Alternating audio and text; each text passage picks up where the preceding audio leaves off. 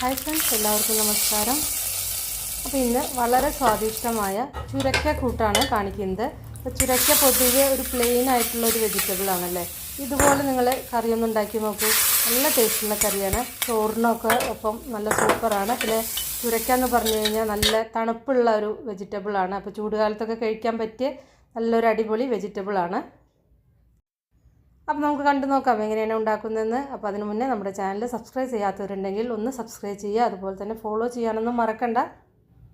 അപ്പോൾ അതിന് വേണ്ടിയിട്ട് ഞാൻ ഈ ഒരു വലുപ്പത്തിലുള്ള ചുരക്കയാണ് എടുത്തിരിക്കുന്നത്. ഇവിടെ ഇതിന് ഗിയ എന്നൊക്കെ പറയും, ബോട്ടിൽ ഗേർഡ് എന്ന് ഇംഗ്ലീഷിലും പറയും ഇതിന്. ഇതൊരു 600 ഗ്രാമിൻ്റെയൊക്കെ അടുത്ത് വെച്ചിട്ടുണ്ടാവും. ഞാൻ അപ്പോൾ ഇതിൻ്റെ വെയിറ്റ് നോക്കിയില്ല. ഇനി ഇതുപോലെ കട്ട് ചെയ്തിട്ട് ഒരു 5 മിനിറ്റ് വെക്കുക. ഇതിൻ്റെ ഒരു കറുണ്ട്, അതൊന്ന് പോകണം. അതിന് വേണ്ടിയിട്ടാണ് വെക്കുന്നത്. പിന്നെ ചുരക്ക ഉണ്ടാക്കുമ്പോൾ ശ്രദ്ധിക്കണം കേട്ടോ. ഒരു കഷ്ണം ഒന്ന് ഉണ്ടാക്കുന്നതിൻ്റെ മുന്നേ ഒന്ന് കടിച്ചു നോക്കുക. കയ്പുണ്ടെങ്കിൽ ആ ചുരക്ക ഉപയോഗിക്കാതിരിക്കുകയാണ് നല്ലത്. പിന്നെ ഇതേപോലെ കട്ട് ചെയ്തിട്ട് ആ കറയൊന്ന് പോവുകയാണെങ്കിൽ ഇതിന് കുറച്ചും കൂടി ടേസ്റ്റ് ഉണ്ടായിരിക്കും, നല്ലതുമാണ്. അപ്പോൾ അതിൻ്റെ കറയൊക്കെ നന്നായിട്ട് കഴുകിയെടുത്തതിൻ്റെ ശേഷം അതിൻ്റെ തൊലി കളഞ്ഞു. അതിന് ശേഷം ഇതേപോലെ കഷ്ണങ്ങളാക്കി എടുക്കുക. സാധാരണ കൂട്ടാൻ മുറിക്കുന്ന ആ ഒരു വലുപ്പത്തിൽ കഷ്ണങ്ങൾ മുറിച്ചെടുത്താൽ മതി. ഇനി ഇത് കുക്കറിലാണ് ഉണ്ടാക്കുന്നത്. അപ്പോൾ അതിന് വേണ്ടിയിട്ട് ആദ്യം കുറച്ച് പരിപ്പാണ് ഞാൻ ഇതിലേക്ക് ഇടുന്നത്. ഒരു 1/4 കപ്പ് ചെറുപയർ പരിപ്പ്. അത് ഒന്ന് നന്നായിട്ട് കഴുകിയതിൻ്റെ ശേഷമാണ് അപ്പോൾ ഞാൻ ഇതിലേക്ക് ചേർക്കുന്നത്. പരിപ്പിൻ്റെ അളവ് കൂടി പോവരുത്. 1/4 കപ്പ് കറക്റ്റാണ് ഇതിന്. ഒരു വലിയ ചുരക്കയ്ക്ക് ഒരു 1/4 കപ്പ് പരിപ്പ് കറക്റ്റാണ്. ഇനി ഇതിലേക്ക് ആ നുറുക്കി വെച്ച ചുരക്ക കൂടി ഇടുക. ആവശ്യത്തിന് ഉപ്പും പിന്നെ കുറച്ച് വെള്ളം കൂടിയും ചേർക്കുക. ചുരക്കയിൽ ധാരാളം വെള്ളമുള്ള കാരണം കുറേ വെള്ളം കൂടെ ഒഴിക്കണ്ട. ഇനി ഈ ചെറുപയർ പരിപ്പും അതുപോലെ തന്നെ ചുരക്കയും നന്നായിട്ടൊന്ന് വേവിച്ചെടുക്കുക. ഹൈ ഫ്ലെയിമിൽ ഒരു 2-3 വിസിൽ മതിയാവും. നല്ല പ്രഷർ നിൽക്കുന്ന കുക്കറൊക്കെ ആണെങ്കിൽ ഒരു 2 വിസിൽ അല്ലെങ്കിൽ 3 വിസിൽ ധാരാളമായിരിക്കും. പരിപ്പ് ഇങ്ങനെ വെന്ത് വല്ലാതെ തന്നെ കുഴഞ്ഞു പോകുന്ന രീതിയിൽ വേവിച്ചെടുക്കരുത്. പാകത്തിന് വെന്താൽ മാത്രം മതി.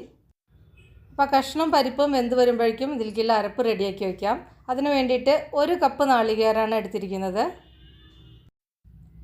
പിന്നെ വേണ്ടത് ഒരു 1/2 ടീസ്പൂൺ ചെറിയ ജീരകമാണ്.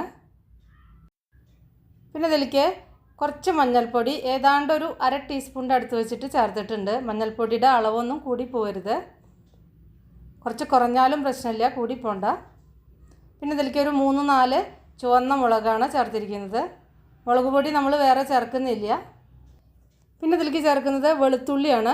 അപ്പോൾ വെളുത്തുള്ളി ഒരു 2-3 ചേർക്കാം. ചെറുതാണെങ്കിൽ ഒരു 3 എണ്ണം വരെയൊക്കെ ചേർക്കാം. വലുതാണെങ്കിൽ 2 എണ്ണം ചേർത്താൽ മതി. ഇതും കൂടി ചേർത്തിട്ട് 2-3 സ്പൂൺ വെള്ളം ഒഴിച്ചിട്ട് തരിതരിപ്പായിട്ട് അരച്ചെടുക്കുക. ഇതൊട്ടും ഇങ്ങനെ സ്മൂത്ത് പേസ്റ്റ് ആക്കരുത്. വെള്ളം ഒഴിക്കണതിൻ്റെ മുന്നേ ആദ്യം ഒന്ന് അടിച്ചെടുക്കുക. അതിന് ശേഷം വെള്ളം ഒഴിച്ചിട്ട് ഒന്നും കൂടി അടിച്ചെടുത്താൽ മതി. ഇപ്പോൾ നോക്കൂ, അരച്ചെടുത്തിട്ടുണ്ട്. ഇപ്പോൾ ഇതിങ്ങനെ വല്ലാതൊരു ഫൈൻ പേസ്റ്റ് അല്ല, നല്ലൊരു തരിതരിപ്പായിട്ടാണ് അരച്ചെടുത്തിരിക്കുന്നത്. ആ മുളകിൻ്റെയൊക്കെ ഇങ്ങനെ ചെറിയ കഷ്ണങ്ങളൊക്കെ ഇതിൽ കാണാൻ പറ്റും. ഇപ്പോൾ ഇതാ കഷ്ണമൊക്കെ പാകത്തിന് വെന്തിട്ടുണ്ട്. ഇപ്പോൾ നോക്കൂ, കഷ്ണവും അതുപോലെ തന്നെ പരിപ്പൊന്നും വെന്ത് ഇങ്ങനെ വല്ലാതെ ഉടഞ്ഞ് പേസ്റ്റ് പോലെ ആക്കിയിട്ടില്ല. അപ്പോൾ ഒരു 1-2 വിസിലിന് ഇത് വെന്തോളും. പിന്നെ ചെറിയ ഫ്ലെയിമിലൊന്നും വെക്കേണ്ട ആവശ്യമില്ല. ഇനി ഫ്ലെയിം ഓൺ ചെയ്തിട്ട് ഇതൊന്ന് തിളച്ച് വരുമ്പോൾ ഇതിലേക്ക് ഈ അരപ്പ് ചേർക്കുക. കുറച്ച് മാത്രം വെള്ളം ചേർക്കുക. ഇതിങ്ങനെ ഈ കറി കുറച്ച് കട്ടിക്കാണ് ഉണ്ടായിരിക്കുക. നമ്മൾ സാധാരണ ഇതിങ്ങനെ സൈഡ് ഡിഷായിട്ട് വിളമ്പാൻ നല്ല ടേസ്റ്റ് ആയിരിക്കും. അല്ല, നിങ്ങൾക്ക് കറിയായിട്ട് വേണമെങ്കിൽ അങ്ങനെ ഉപയോഗിക്കാം. പക്ഷേ ഇതിൽ തന്നെ കുറേ വെള്ളം ഒഴിക്കരുത്. കുറച്ച് കട്ടിക്കുന്ന ആണത് നല്ലത്.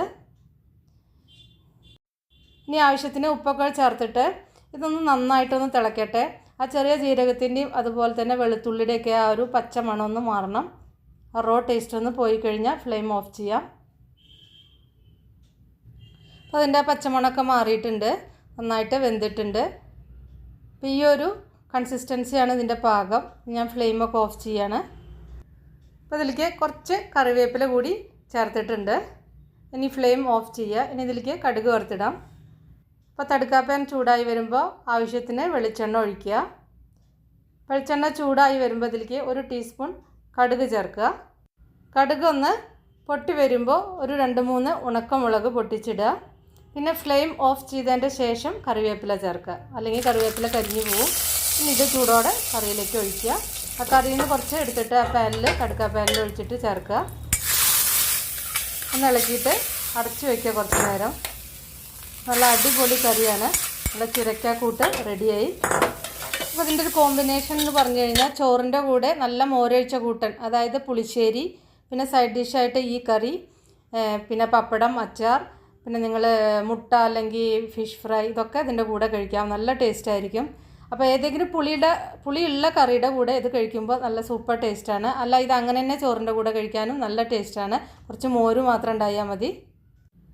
അപ്പോൾ എല്ലാവരും ഉണ്ടാക്കി നോക്കിയിട്ട് നിങ്ങളുടെ ഫീഡ്ബാക്കൊക്കെ അറിയിക്കുക. ഇഷ്ടപ്പെട്ടാൽ ലൈക്ക് ചെയ്യാനും ഷെയർ ചെയ്യാനും കമൻറ്റ് ചെയ്യാനൊന്നും മറക്കണ്ട. അപ്പോൾ നമുക്ക് വേറെ ഈസി റെസിപ്പി വീണ്ടും കാണാം. Thank you.